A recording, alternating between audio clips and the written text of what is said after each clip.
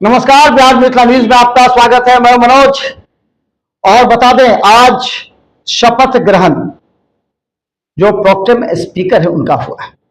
इसके अलावा सांसदों का शपथ ग्रहण, 27 तारीख को राष्ट्रपति का अभिभाषण, विपक्ष आड़े हाथ ले रही है। लेकिन इन तमाम शपथ ग्रहण के बीच हम जो बात कहना चाहते हैं, जरा गौर से समझिएगा। देखिए, दरभंगा की बात करें। दरभंगा में 4 ऐसे नेता थे जिनको लेकर के आपसी खींचातान भी हो रही थी। कभी एक दूसरे के सपोर्ट में आ रहे थे राजनीतिक दल के रूप में, तो कभी विरोध में।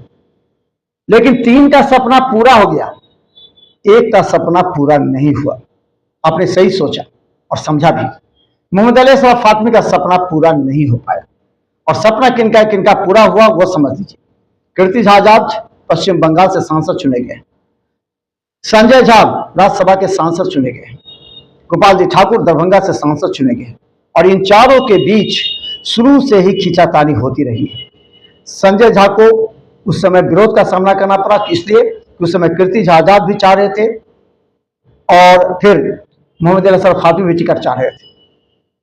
लेकिन दोनों अलग अलग चले गए, फातमी मधुबनी और कीर्ति आजाद चले गए पश्चिम बंगाल। लेकिन देखिए, ये चारों लोगों में 3 का सांसद बन जाना और मोहम्मद अली असरफ फातमी का पिछड़ जाना कहीं न कहीं राजनीति और रणनीतिक रूप से उन्हें कमजोर बताया जा रहा है। अब समझिए, जनता कह रही है कि मोहम्मद अली असरफ फातमी को दरभंगा नहीं छोड़ना चाहिए था, लेकिन वो दरभंगा छोड़ करके चले गए मधुबनी।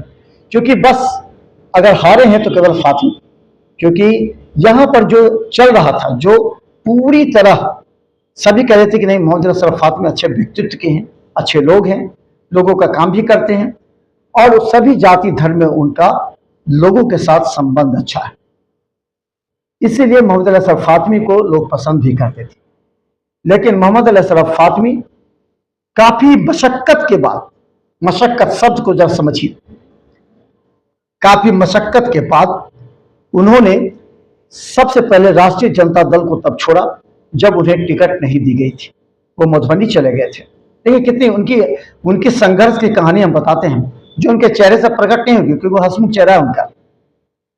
लेकिन वो जब राष्ट्रीय जनता दल टिकट नहीं दी तो सपा से मधुबनी चले गए, निर्दलीय की बात होने लगी। फिर वो शांत हो गए, उन्होंने मोहम्मद शकील अहमद को सपोर्ट कर दिया वहां।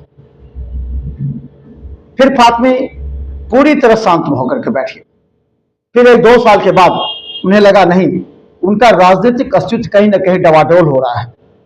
उस समय जो नाव थी, जो तेज गति के साथ बढ़ रही थी भाजपा के साथ उस समय, वो थी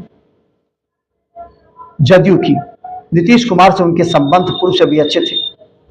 उन्होंने नीतीश कुमार से मुलाकात की, फिर पूरे धूम धड़ाके के साथ जदयू में शामिल हो गए, प्रेस कॉन्फ्रेंस भी उन्होंने की। फिर भाजपा छोड़कर नीतीश कुमार राष्ट्रीय जनता दल के साथ चले गए। इस बीच मोहम्मद अली असरफ फातमी की मुलाकात पूर्व से ही राष्ट्रीय जनता दल के बड़े नेता से थे, खासकर राजद के सुप्रीमो लालू प्रसाद यादव से पहले से भी रहा है। तो राष्ट्रीय जनता दल सुप्रीमो लालू प्रसाद यादव से मुलाकात होने लगी, बड़े बड़े नेता से उनकी मुलाकात हो गई जो पहले से राष्ट्रीय जनता दल में थे। उस समय से धीरे धीरे उनको एहसास होने लगा कि राष्ट्रीय जनता दल ही उनका पुराना घर हो सकता है। लालू प्रसाद यादव से मिले, सिंगापुर भी गए, सारा कुछ हुआ। मोहम्मद अली असरफ फातमी धीरे धीरे फिर यह तय हो गया कि मोहम्मद अली असरफ फातमी को चुनाव लड़ना है। उन्होंने कई बार अपनी मंशा प्रकट कर दी कि हमको इस बार चुनाव लड़ना है, चाहे किसी भी कीमत पर लड़े। अब ये बात होने लगी कि अगर फातमी जी को टिकट मिलेगा तो संजय झा को टिकट नहीं मिल सकता है। जदयू में दो में दावेदार है। और जब भाजपा के साथ जुड़ा तो फिर गोपाल जी ठाकुर भी दावेदार हो गए, 3 इधर दावेदार हो गए।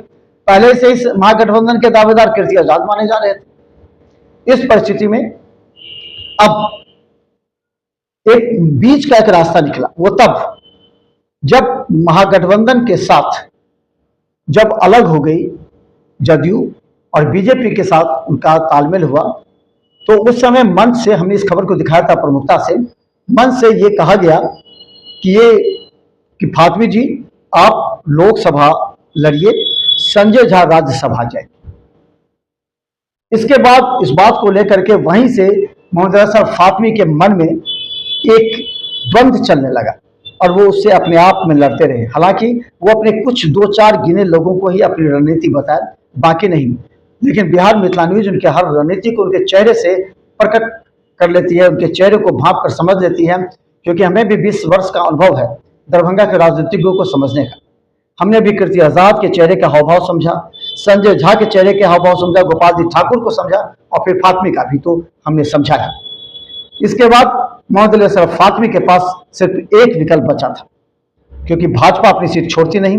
संजय झा राज्यसभा चले गए थे, अब उनके पास एक विकल्प था अपनी राजनीतिक नैया को बचाने के लिए, जो उनकी पहचान थी, क्योंकि उनके इमेज पर भी पड़ रहा था कि अगर फातमी जी को टिकट नहीं मिला, जदयू में आ गए थे फिर भी टिकट नहीं मिला, अब उनके पास एक विकल्प बचा था राष्ट्रीय जनता दल।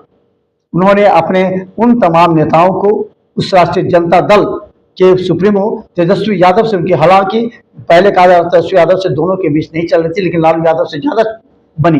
अंत में लालू प्रसाद यादव का जब आश्वासन मिला, इसके बाद धीरे धीरे वो माइंड मेकअप की। इसके बाद उन्होंने जदयू से इस्तीफा सौंपा।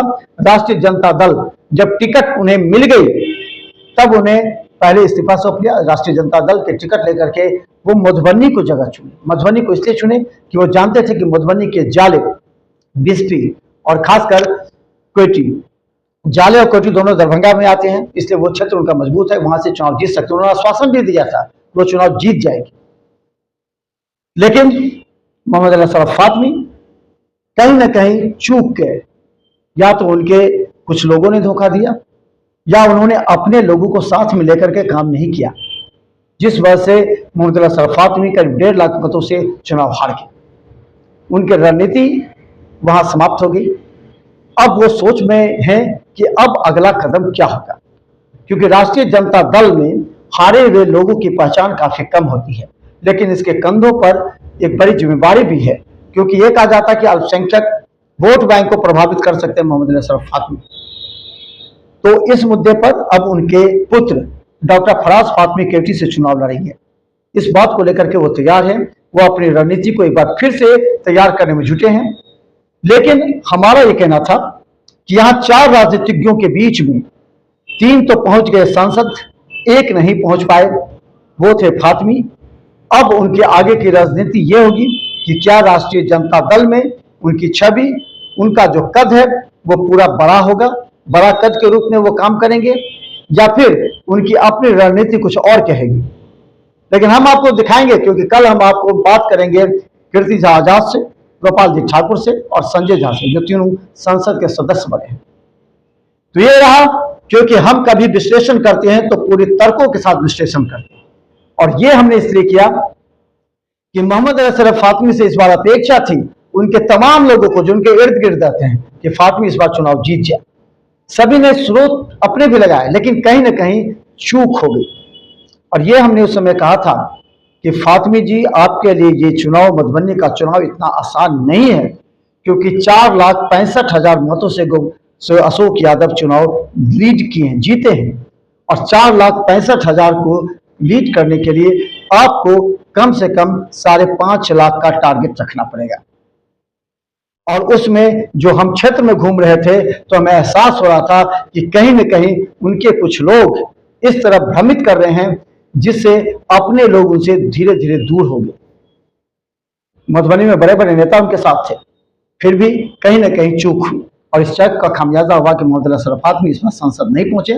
देखते हैं उनकी अगली रणनीति क्या होगी। देखते रहे बिहार मिथिला न्यूज। यूट्यूब में भी सब्सक्राइब कीजिए, जीटीपी और सिटी केबल चैनल पर 24